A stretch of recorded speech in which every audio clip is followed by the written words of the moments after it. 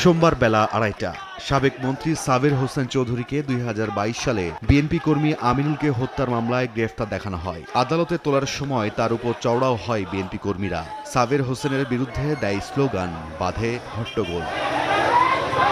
এরপর শুরু হয় শুনানি। এ সময় জামিন আবেদন করেন আসামি পক্ষ, তবে জামিন নামঞ্জুর করে সাবেক পরিবেশ পরিকল্পনা মন্ত্রী সাবের হোসেন চৌধুরীর 5 দিনের রিমান্ড মঞ্জুর করে আদালত। মকবুল নামে একজন নেতাকে কর্মীকে হত্যা করা হয়েছিল, এর নেতৃত্বে ছিল, পরিকল্পনায় ছিল সাবের হোসেন চৌধুরী। বিজ্ঞ আদালত এই মামলায় তাকে 5 দিনের রিমান্ড মঞ্জুর করেন। এদিকে যুবদল নেতা শামীম হত্যা মামলায় সাবেক মুখ্য সচিব নজিবুর রহমান ও সাবেক জননিরাপত্তা সচিব আমিনুল খানকে সিএমএম কোর্টে আনা হয়। 10 দিনের রিমান্ড আবেদনের পরিপ্রেক্ষিতে বিচারক মাহবুবুল হক 3 দিন রিমান্ড আবেদন দেন। নামঞ্জুর করেন জামিন আবেদন। সচিব উনি নিজেই বলেছেন উনি অনেক আগেই অবসরে গিয়েছেন এবং এনবিআর এর চেয়ারম্যান নজিবুর রহমান উনি অনেক আগেই অবসরে গিয়েছেন। এইসব ঘটনা ঘটার আগেই তারা অবসরে গিয়েছেন, সুতরাং তাদের এইসব ঘটনায় সম্পৃক্ত থাকার কোনো ধরনের সুযোগ নেই। এর আগে সকালে রাজধানীর চকবাজার থানার রাকিব হাওলাদার হত্যা মামলায় সাবেক সংসদ সদস্য হাজী সেলিম সহ 3 জনকে নতুন করে গ্রেফতার দেখিয়েছেন আদালত।